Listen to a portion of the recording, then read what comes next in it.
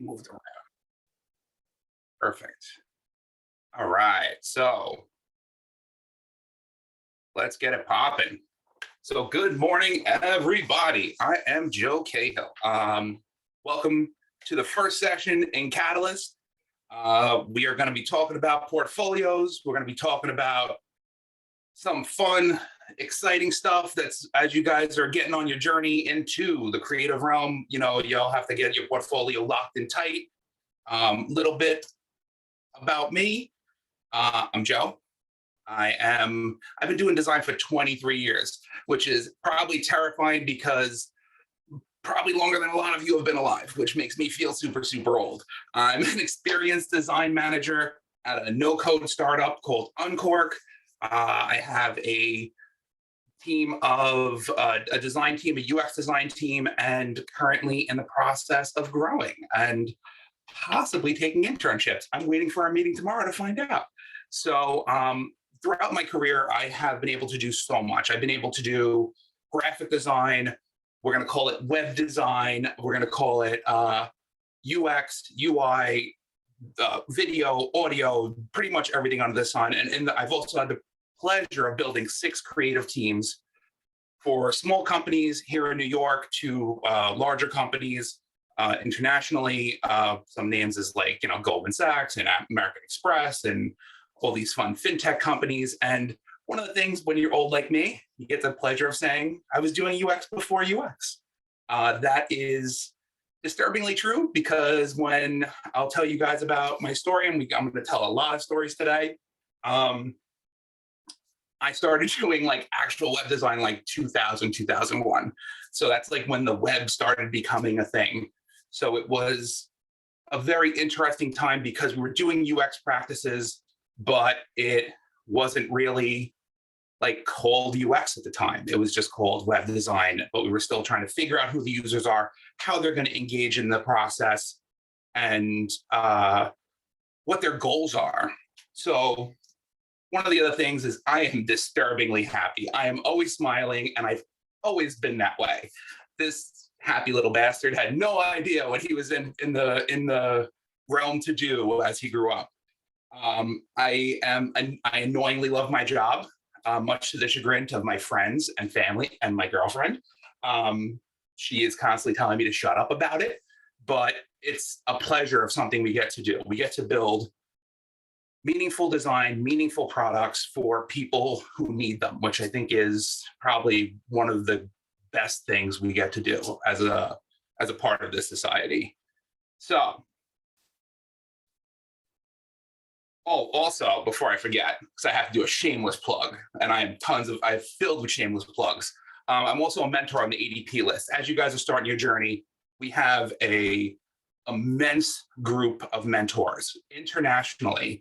And this is totally free. You just sign up, pick a mentor, book time, and you can basically talk to a professional like myself about your journey and what you have problems with. You want to go through your portfolio. You want to talk about interview skills. You want to talk about anything. We're here for you. And this was started, if you don't know, in the beginning of the pandemic, it was a Google sheet of people who got laid off, and now it's an entire platform. So also following the story of how, again, building meaningful experiences for people can really, really make an impact. So terrifying. Let's take a look back. So I said my career started in 1998, 2000. This was my first website. This is my first portfolio. I found it through the Wayback Machine. As you guys get further in your career, you're going to look back and be like, oh God, what was wrong with me? Especially using terms like mass media, such as the World Wide Web, along with current marketing strategies, give you that edge. Joe Cahill Graphic Design will hand you that edge without question. I don't know what could be more embarrassing except for this photo of me from somewhere in 1990. Fly-ass little kid with those lines on the side of my head. I grew up in a very fun neighborhood, and this was the style, and rocking that sweater like Biggie, because that's how we do it in New York. But here's where I am now, right? This is an evolution of 20 years in design. The storytelling has gotten better. My multiple personalities that you could see here amongst the photos, which if you ever get headshots, the poor photographer had no chance. I was just making her laugh continuously. And it was a lot of fun. And I got these outtakes, which she was way too happy to give me, because she was like, "You are a lot, a little bit extra." But also, like, one of the things that even I see, which we're going to talk about, is understanding our work. Like, I still don't give up on graphic design. As much as I'm a UX UI designer, I still focus so much on branding and product design and package design. And it's still one of my biggest passions, even though my work now is UX UI. So as you can see in my original site, I had illustration and painting because I was an artist at one point. I still love to draw and paint and shoot photography, but now it's a lot more focused around being an adult, I guess. I don't know. I'm still a kid. As you can see from behind me, once we turn off this share screen, I'm surrounded by toys because I'm a man-child. So every part of these is we're gonna cover a part of how you should be approaching not only your portfolio, but your career and your overall perspective on the future. So one of the things I love to say is be authentic, or you'll see a lot of Joe and E's at the bottom. Just be your fucking self. Like, that's one of the most important things that come across from hiring managers to your portfolio to everything you need to know. And when it comes to being authentic, and one of the things I did is I pulled a lot of portfolios from people that are in their first 1 to 3 years of design. So these are all people who are like not far away from you. They are, starting out. But if you look, a lot of these have a personality, and they're the personality of the people that work there. Like one of the people who built it. And you can see the very diverse group of how people talk about themselves and what their personality is. As a hiring manager, somebody who's looking at these, everyone speaks to me in a different way because it sets you up to figure out who you're going to be. And talk about your passions. Like, a lot of these things that you're going to see throughout this entire presentation are all about who you are and how you present yourself. So a lot of us are multifaceted. The wonderful thing about UX, and I've learned this over the last 2 years of doing the ADP list and just meeting people remotely, people come from all different types of industries and walks of life and come into UX. Everything from, I have people who are scientists. The young lady in the top right corner, Rachel, she was a cancer scientist researcher and found her way into UX, which is absolutely amazing. I still don't understand. I always use the example when I talk to clients, we're not curing cancer. She was, but she found that love for research and understanding of humans and people and their personalities was that direct correlation in. Jen is an illustrator, an amazing, amazing artist, and her portfolio feels that way. Annie is a lot more of an analytical person. She does a lot of dashboard work and a lot of like product design from that area, and that's how it feels. And then Taylor is, she works in enterprise a lot. So she works in a lot of banks and insurance companies. So hers feels a lot cleaner. So that's part of what comes across when we look at your portfolio, is kind of figuring out, and don't be shy. If you're a photographer or an illustrator, or you do fucking macrame or anything that's creative, like, be sure to put it as in your about section. Like, tell us like what your interests are. And I think it's some of the fun stuff that we get to learn. And of course, your journey, like what brought you to here. Like, we're gonna cover a lot of who you are in this talk. And this is one of the biggest parts, because we all come from different areas. Like, I started off in graphic design and now is in UX. Even if you found you were fascinated with applications as you were playing around with them and wanted to know how it came in, or you just love people watching, and that's your insert into UX, which is absolutely a thing. It's still something that's important. And then about you, you're going to hear me hammer home this 1,000 times, is you and who you are is the most important part of your portfolio. All right. So I kind of hate this word, but I love this word as well. So this is your brand. Now we have influencers, they all talk about their brands. We have TikTokers all talking about their brands. But as a designer and as a creative professional, your brand is important. And it asks the question, like, who are you?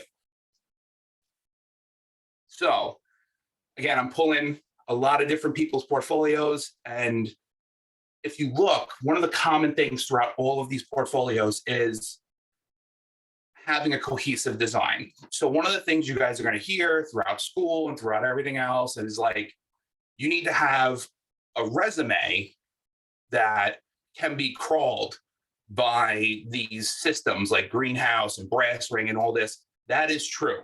That should not be on your portfolio, on your website, or something you send to somebody from in an email. Like, those things are perfect. Make a Word doc or a Google Doc and send it over. If you're designing a site, you're designing a portfolio, it should all feel the same. You should use some kind of iconography, make a logo. I don't know if that's part of like your overall journey in school in general, but have that look that says that it's you. You'll see there's a lot of different portfolios that have just text logos, which is fine. But carry that font and colors into your resume. And that's what I should be downloading off your site, because that feels like what you are, and that has you understand like how a brand works and how a cohesive design comes together. And then knowing your discipline. So I found it very funny, the people I ended up pulling, because if I'm looking for a designer, I'm going to be looking at what they do. So Tiff, she's great. She's actually a very, very talented designer, but also started off in engineering. So she calls herself a product designer / engineer. When I met her, I was like, but you got to pick one, because there are definite times out there that if you want to be a product designer, that's what your intention should be. Like, I'm a product designer with engineering background. And just for the record, if anybody's going to ask, you do not need to be an engineer or understand how to code to be a UX designer or a UI designer. I will say it's a great plus to have. I always use the analogy, I know how a car works, but I am not taking apart an engine anytime soon. So it's the difference. It's a functional understanding of what goes on versus actually being able to do it. If you do it, great. Why not? I was a developer at one point. I coded for a long time until React became big. And I'm like, this is too much. I don't want to do this no more. And also remember that UX has its design side and its research side. So that's also where you have to sometimes draw a line in the sand. If you really are passionate about research, talk about research, because then I know the case studies that I'm going to be looking at, they're going to be focused around research. I won't be expecting to see UI work. I won't be expecting to see like heavy detailed wires, you know? And again, state your intention. I already hit that one.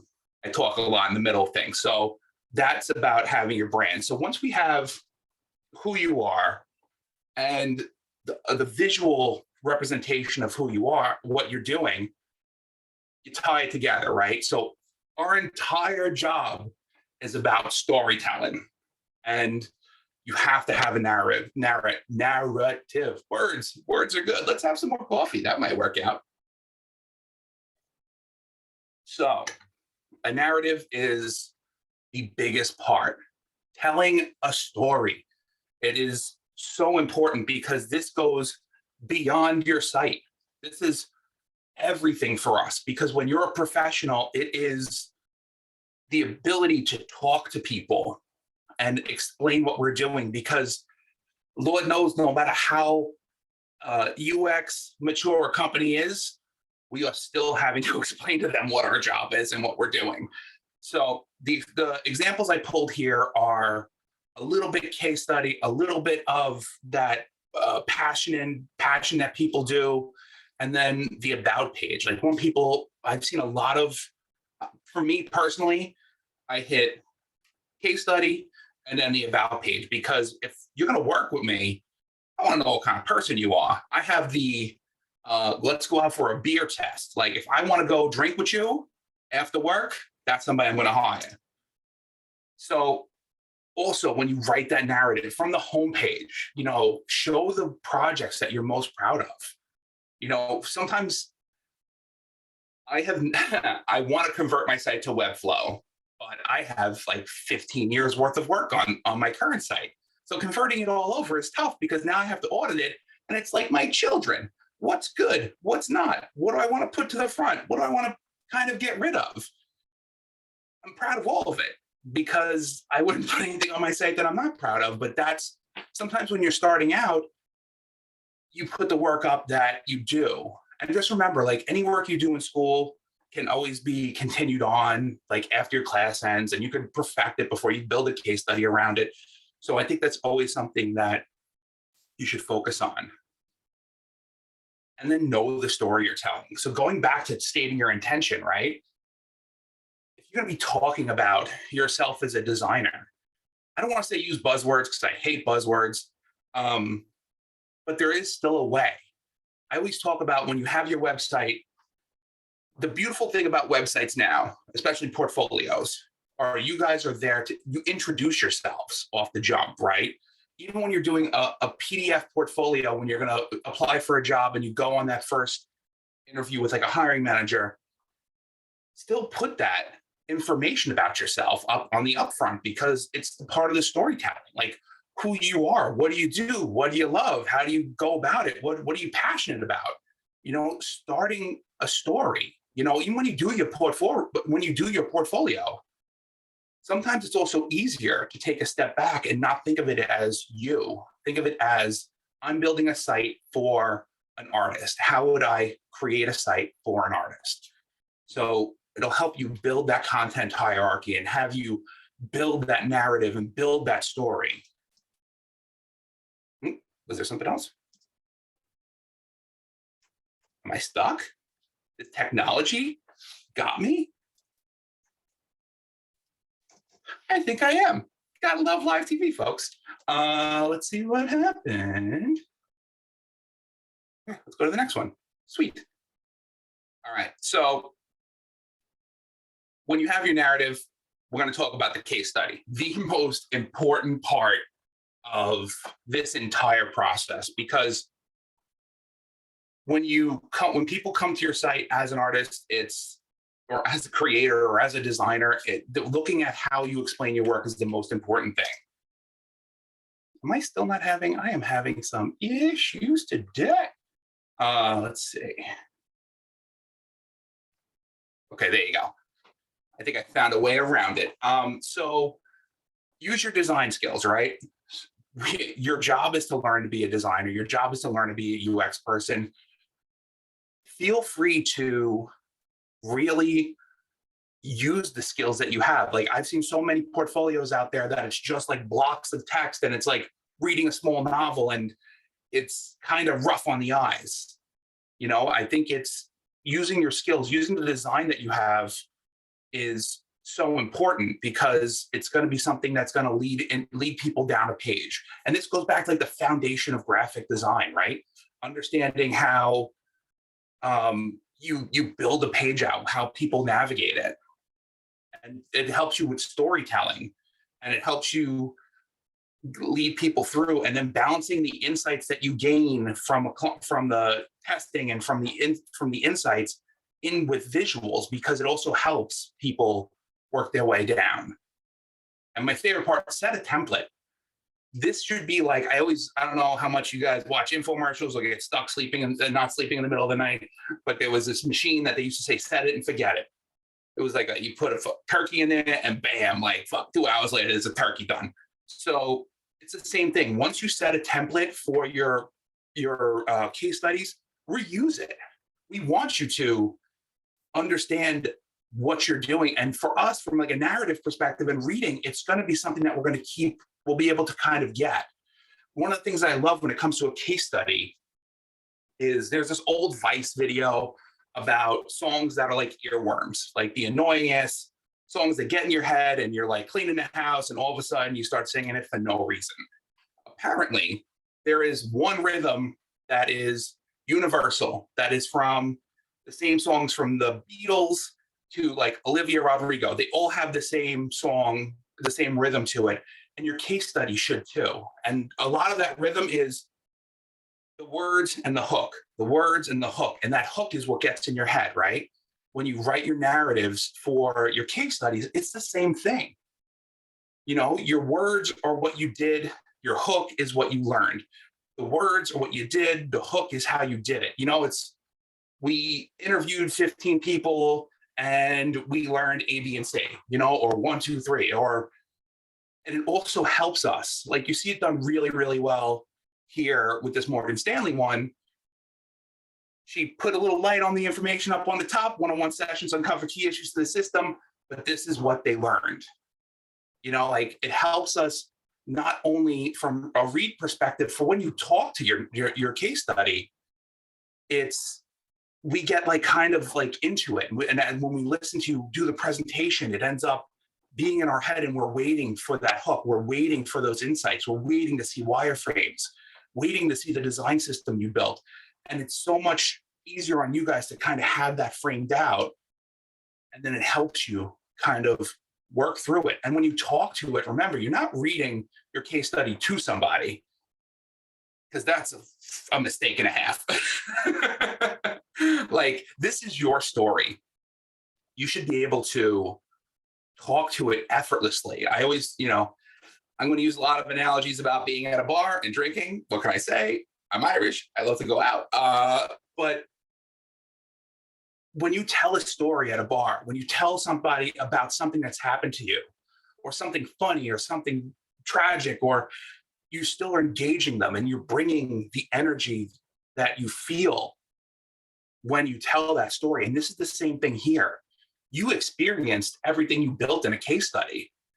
Like, this is not something that you just did and forgot about. Like, this is something you worked on and you learned about and you got into, and it's something you should just be able to say effortlessly. Like, if I tell you to talk about a case study right now, you shouldn't even have to need it in front of you. You should be able to run through it real easy, because this work should be something that just feels natural to you.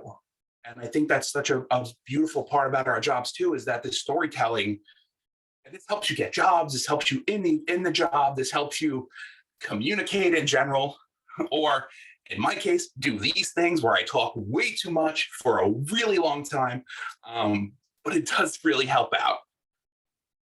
So we have all this done. You have your case study, you have what you're doing. Now you got to realize, and this is part of that UX process, like, know who's coming to your site. Like, who the fuck are you? Who is your audience? Who are you talking to? And this is where it's the most challenging part. So I pulled 2 navigations for you, because one of the most important people that'll be looking at your site are recruiters. They will hit you up on LinkedIn and be like, yo, I got this great job for you. And you're going to be like, oh my God, is it real? And some of them are real, some of them aren't. But most recruiters, and I unfortunately know this because a lot of my friends are recruiters, is they say the most important thing that I'm looking for is to get your resume off your site. These 2 examples, the resume is right there. It's a link right at the top. Even in mine, at one point, my resume was like a button, a CTA button in my like hero space. But it's knowing what they're looking for. They're going to come in and pull your resume down, because recruiters really care about your experience. Even if you're a junior, it's about framing your resume in a way of telling them about your skills, because you don't have all the fun experience around. But I think that's also something that you need to really think about and highlight, especially in your navigation. Your navigation is a big part. You'll see a lot of examples of portfolios where people have like 2 links. It's work and about. totally fine. If the homepage leverages the type of information that you can have those two links, that's great. When you're starting out, there should absolutely be a resume button and it can kick down that information to them, and think about it. Like if you are building a site for sales, right? You're going to have a buy now button everywhere that you want people to engage. Your resume is your buy now button. A downloadable PDF portfolio, that's your buy now button. Where are you going to put those links and to really make it easy for people to get information about you? And I will also say, yes, PDF portfolios, banging. Love downloading them. It shows that you understand that there's two ways to display your content, one in like a vertical standpoint with the website, and one like a horizontal standpoint, like a PowerPoint, because also, Lord knows, all we do is build PowerPoint decks in the professional world. I hate PowerPoint. I do everything in Figma. Neither here nor there. But on top of recruiters, you have hiring managers. And this is where, again, they're going to come to see what's important, which is your case study, your work, how you talk about what you do, who you are, and what you're passionate about. Like coming in, following everything that we've learned already, like talking about your intentions. This is the stuff hiring managers want to see. And also going back to the idea of showing the work you're most proud of. I'm going to let you guys in on a very simple mystery of life. People are dumb. We click on the first thing we see. So that first case study is what we're going to click on. There is zero chance that I'm going to scroll and click on more than one. I will, because I'm nosy as hell and I want to see how everything's laid out. But most people click on that first one, right? So put your best work up front. I feel like that's not a mystery of life. Best foot forward. So when you build out your site for the hiring managers too, like having things, internal navigation is also such a big thing with your case study. If you remember, your process is the most important selling point. We have to understand that you know the process. You've all seen the diagrams, you've all seen all the steps, double diamond, all this stuff, agile process, all the things that we do in an everyday workflow. We want to know that you know that. Like, and people go, do I have to have it on every case study? Well, yeah, you do. Yeah, because every project, you're not going to use every step of the process. So you're gonna have the ability to go in and say, all right, so we did a discovery session with this client, and we're able to do user interviews and a competitive analysis and what else can we do? Empathy mapping. But then this one, they didn't have the budget or the time, so we just did a competitive analysis and possibly able to interview like 5 people, like users, actual live users versus stakeholders. It's always different. It's not always the same. And then, of course, freelance jobs. Y'all got to make that money. I do tons of freelance. I've been doing freelance since before I started working professionally, because we all got to get a hustle on. And that's also the only way you get better at this. My job is building products for enterprise right now. So it's a lot of, dashboards and charts and data visualization and all that stuff. I am a creative person. So I basically, on the outside of my hours, I am now building 5 different apps that are 2 hopefully going live to the App Store within the next couple of weeks. Shameless plug. But that's the thing, right? Like finding our ways to always challenge ourselves, finding ways to push our skill set. And that's where you get these freelance jobs. Then they're going to come in and they're going to be impressed by how you present yourself, even when you're just starting out. That shitty ass website from 2002 got me tons of freelance work because people looked at it and were like, he's professional. He uses words like dynamic and, mass media and the World Wide Web. But it helps, and it also for you guys to gain experience, build case studies. And I'm just going to predicate it by saying, I hate writing case studies. I'm not good at it. I'm not a great writer. I can talk for days, but I'm not a great writer. So the time and effort you put into it is always worth it. So just remember that. So if you're struggling with writing a case study, take a second, walk away, come back, write it down on write it down on paper. Like I have this whole presentation was originally scribbled down on my iPad and in like my notes app, and then kind of put it all together with like just me just writing nonsense. And one of my other favorites, audience for your website, your parents. So, truth be told, my mother is no longer with us. But for 20 years of my career, had zero idea what I did. I put my homepage on her iPhone so she can click on that and they can show people he does this. Because I was at one point, she was like, "You're in advertising." No, I'm not. You design clothing. Yeah, I do that. You make business cards. Sure. Take the entire industry of graphic design and turn it into a 2.5 by 3 instance. Yeah, Ma, that's what I do. You build bikes. Yes, I do build bikes. But it's not like, and people hear that and they're like, "Oh, you work in a bike shop." No, I design bicycles. Another shameless plug, I have a bicycle line called Fire Island Bicycles. Surprisingly, not wearing one of the shirts today. I started it with a friend of mine like 5 years ago because we just love doing things that are just fun. And it was just, this is another thing. As you continue to grow in this industry, you're going to meet people that you're going to want to go into business with. You're going to meet people who like motivate you and push you and you have a drive to do things. And yeah, UX is a mystery to everyone. When people ask, "What do you do?" I sit back and I go, "All right, what are the millions of ways that I can explain UX to somebody?" So most recently I say, "So do you remember when Instagram moved the likes button and the shopping button and everybody lost their shit?" And they go, "Yes." I'm like, my job is to research the need for that, understand why we should do it, figure out a plan on how we should do it, test it to make sure it's a good idea, and then deploy it so everybody gets angry. And then everybody goes, "Oh." And I said, "Yeah, it's not like Zuckerberg is just like sitting in a room going like, you know what, move some buttons today."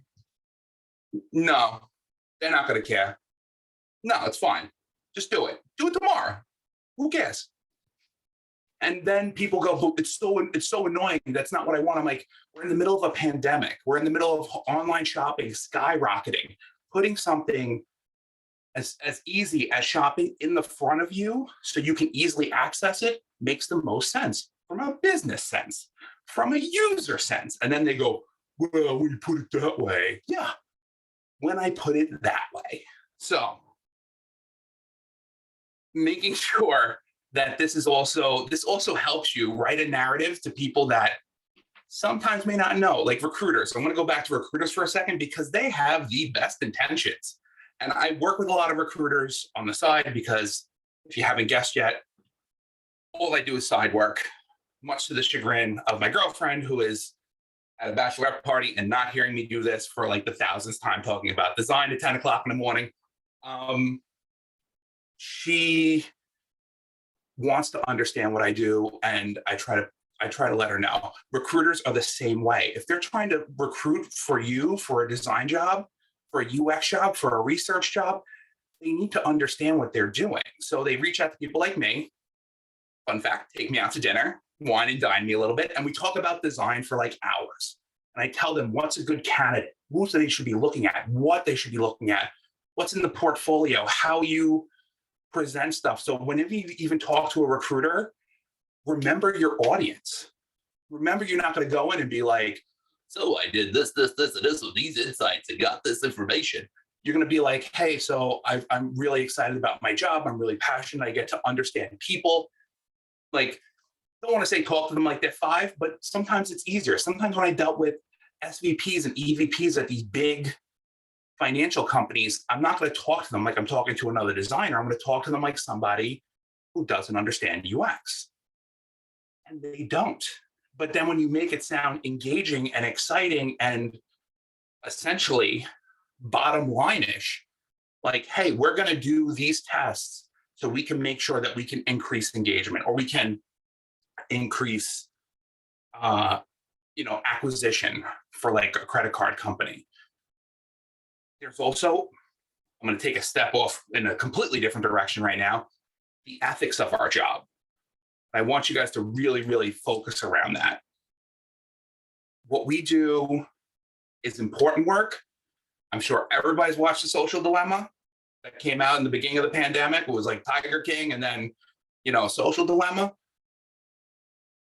We have a responsibility to our users to make sure we build products that are not only fun and creative and work well, but healthy for them, that are not manipulative. And when I watched that special on Netflix, I kind of like sat at my kitchen table, poured myself a whiskey, and hated myself for what I did. Because I was in that mindset of how can we get people in? How can we get people hooked? Like a crazy product design drug dealer. Like, oh my God, we need to have them have engagement. We have to have them locked in. They have to be supportive on us. No, that's not right. And we have to learn that this shit is not right. And that's where you guys are that next generation of designers that are going to come after this with a brilliant level of ferocity, and accessibility being a key thing, and understanding being a key thing, and being able to create amazing design and amazing experiences. One of the things that I'm going to technically kind of close on, we still got 20 minutes and I want to hear some questions. So make sure you blow up that chat, because I want to hear what's on your mind, what you're afraid of, because I'm also going to hit up with one deep thought. So this is one of my heroes. This is David Carson. I met him. So I live in New York. I run into like celebrities and athletes and all this shit all the time. I give zero fucks about them. I saw this guy at a designathon in Manhattan, and I literally was so nervous that the photo I took with him is so blurry because I was shaking. David Carson, he has a master class. He is a very, very chill surfer dude. And I use that in complete real context. He is like mad chill, and he talks real slow, like Matthew McConaughey. But he said this: if you would do your job for free, then you pick the right career. He said this at the talk that I saw him at, and it made me realize I do tons of free work. And it's all because of what I love to do. And this is something that you guys set out to in an intention to be a designer, to be good at your job. Like, it's okay to do free work. I want you to know that. Obviously, you gotta make that money, like, without question. But for instance, during the pandemic, my friend who I've known since high school, she hit me up. She goes, Joe, I work for a retriever rescue, and we need a logo. She said, how much would you charge for a logo? And I said, you can't afford me. It's true. Sometimes it's just the fact of the matter. And I would never do that to somebody I know, and especially for a good cause like this. So I said, don't worry, I'll bang it out. I'll get it done for you. You'll be happy. Just give me a couple of days.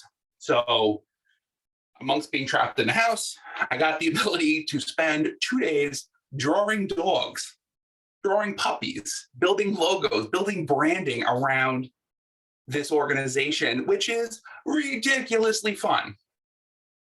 Like, I can't never say that this is a bad job when I spend 2 days drawing golden retrievers and black labs.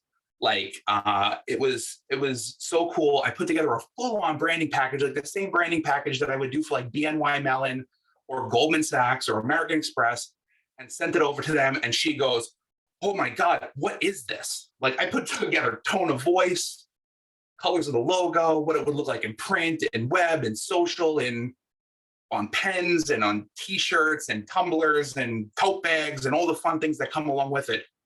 And they were floored because they've never seen a branding package, let alone a branding package like this. So, and I gladly did that for free, because it was fun. It was exciting. And again, for me, technically, it gives me a portfolio piece. It gives me a branding case study that I got to spend time on. I got to build something fun with. And, I posted something on Instagram of like the actual finished product. And she never saw the sketches that I did in my notebook. And I put those in there, and she was like, "Oh my God, you actually drew this out." And I was like, "Yeah, I'm an artist in some way, shape, or form." So I think that's one of the biggest things. And also, well, two other points. I'm gonna take myself off share screen for this one, but because I just want you guys to see my lovely face. So you finish out your career, you finish out your schooling, you put together your portfolio, you start to go out for a job, right? As people and as humans in this world, there are two things that are the worst things we get to do in the world. One is look for the job, and the second is dating. They equate hand in hand for one reason, is that you're going out and you're putting yourself out there for another person to judge you. You have no control over what they're going to think, what they're going to say, or how they're going to take in how you're feeling. So when you go out, just remember what they say, what happens, what they don't like about you, what they don't like about your portfolio. It's totally fine. Oh, I didn't take myself off screen share. There you go. Perfect. I'm really bad at this. You would think all this time in a pandemic, I'd be way better at camera stuff. But that's the thing, right? It's going out and letting it roll off your shoulders. One of the most important parts of this entire process of being a designer, of being a professional, is understanding that your mental health, your whole mentality is important. Going for jobs and going out into the career, like, that is emotionally crushing. When you get a bunch of no's, constant no's, like, what are you gonna do? Like, I remember I was doing a mentoring session, and this young lady was talking about that, how she's getting like a little on the depressed side of hearing no so much, and how she can't like get over that hump of like, I did my interview, I did my case study, everything went well, I thought it was great. And while we were on the phone, I got a rejection email from a job I applied for 2 years ago, by the way. And I kind of laughed, and I was like, oh, I guess I didn't get this job that I didn't even remember applying for. And she was like, you didn't get a job? And I'm like, yeah. Just because I have all this experience and worked with all these brands and done all this work, it doesn't automatically get me a job. It just gets me an interview, and maybe if I'm lucky. So always remember that. Always keep yourself in mind. Always be empathetic with yourself, and be empathetic to the people around you. That's one of the things we lead with in this entire career, is understanding of people, putting ourselves in people's shoes, understanding what they're thinking, what their intentions are, what their goals are, what they hate, what they love. And we have to take some of that energy, some of that empathetic energy, and hold it in for ourselves. By the way, I didn't realize that when I got dressed this morning that I am wearing an actual UX shirt. That's what happens when you get dressed at 8:30 in the morning. Dress for the job that you want. But and to be fair, I have like 10 or 15 shirts. Amazon, search UX designer t-shirts. There's tons out there. But that goes hand in hand with something that's also a big part of our world, right? Imposter syndrome. When I started my career, probably before a lot of people were born, I wanted to be an illustrator. As you can see from the stuff around me, I'm a giant child. I wanted to work for Marvel and DC and be an illustrator, and that's what I wanted to do. I went to college, and I got into this, most of the art schools in New York, but this one guy I went to at St. John's in Queens, he said, listen, really like you, but you're a graphic designer. And I said, what the fuck's a graphic designer? And he goes, computer graphics. And I'm like, I don't have a computer. We paw. And he goes, okay, but you have too much personality to be an illustrator. And I said, fair. And he goes, would you rather do something that's going to push your skill set bigger and help people in design versus drawing comics? And I was like, sure, why not? I don't know. And then that first day I went in and I sat in front of a Mac for the first time. And I was scared shitless. Like, I was like, everybody's going to find out that I don't belong here. Everybody, and that was my first bout with imposter syndrome, and I didn't even know it.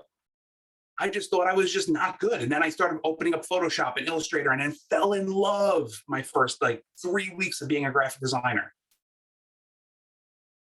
And now to this day, there's moments that it still happens. Like when I start a new job, my first day of a new job, I'm like, all right, we're going to do this. We're going to go out. We're going to go kick ass. Everybody's going to love me. It's going to be great. And then in the back of my head, I'm like, what if they all know that I'm not good at this? And I use the analogy in all of the wonderful analogies that I get to use. I always treat imposter syndrome like it's a fart. It's unexpected when it happens. It stinks really bad, but then it eventually goes away and you feel so much better. And you always have to have that in your mind. The second you start having those ideas that you're not good enough, you have to just remember it's a temporary thought and you're going to get through it. And it's, for 23 years, I've been doing this job and I've always loved it. I've never hated it. I hate people because people in an office are horrible, horrible human beings. That's neither here nor there. But the work that I get to do, the work that I do every day, whenever I'm in Figma, because I still use Figma constantly, I love being inside a file. I love designing for real, like even as a manager and as a leader and doing all the, going through timesheets. Fun stuff, management stuff. Yay. I still like to be in Figma. I still like to push every ounce of my creativity.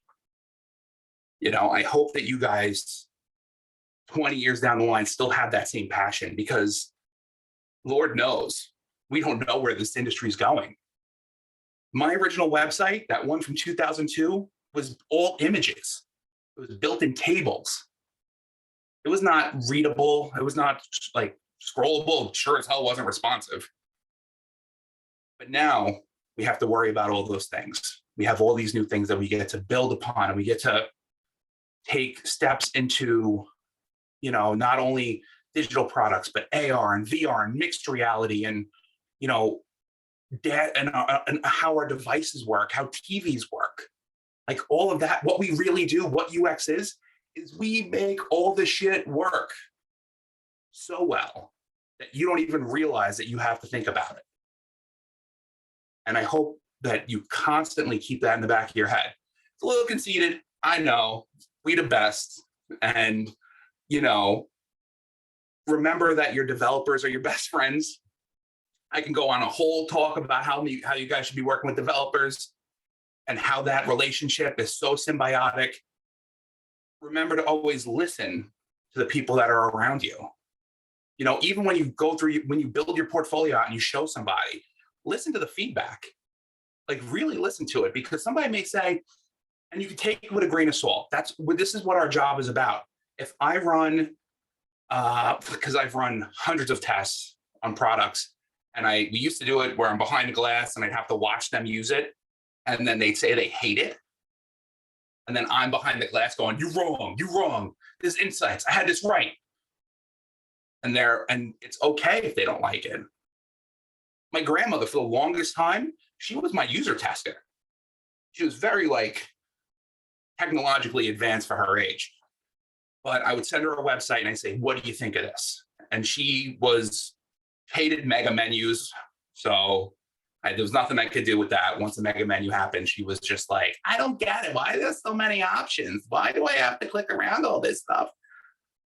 Just don't focus on the menu now. Just like look at the rest of it.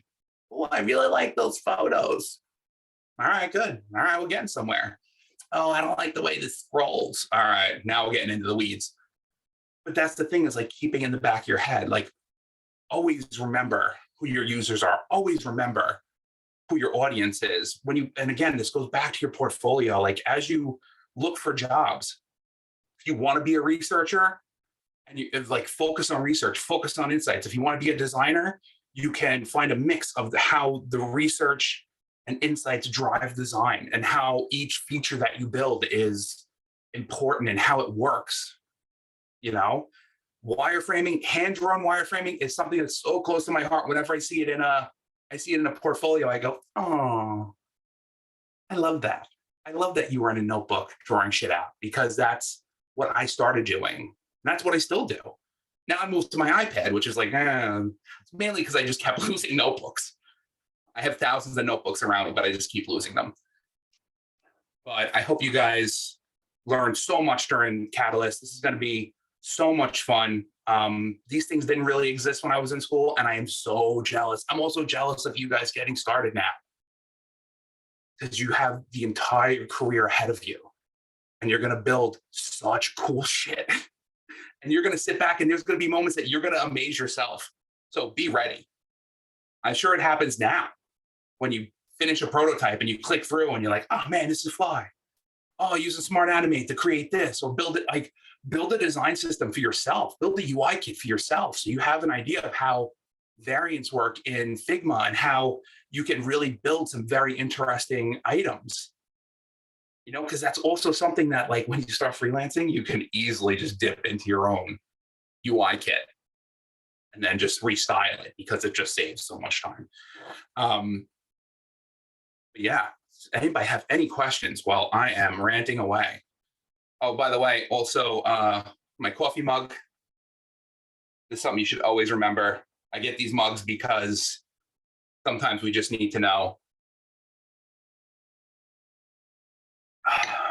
And the brand is coffee and motivation. So that is always two things that are always good. But thank you so much, everyone. This has been so much fun. You guys, I hope you just enjoy everything that's going on. And yeah, this is it's been a lot of fun. And I get to show you like ridiculous pictures of me when I was a kid, which is good. Just so you know, this is what happens when you get older too. I started going great when I was 16. But yeah, so yeah, anybody have anything? We got like a couple of minutes left. Holla at your boy. Take yourself off mute. Let me hear your voices. Wow, shy bunch.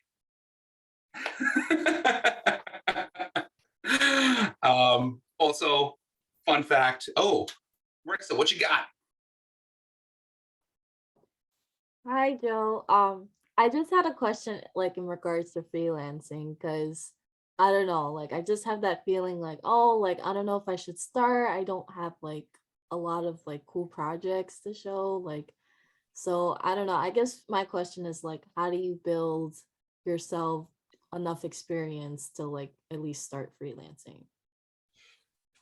We all start with nothing, right? Like I had nothing in my portfolio when I was starting freelancing, and it was me going and just asking people if they needed work.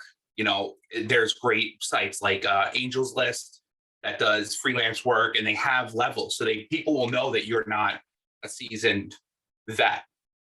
They know, and it also accounts for it when it comes to the pricing. But like, if you even want to get into like something like Fiverr, where you don't have to show a big portfolio, you kind of just talk about what you do and maybe just get some work out there. A lot of the projects I started off with were completely fake.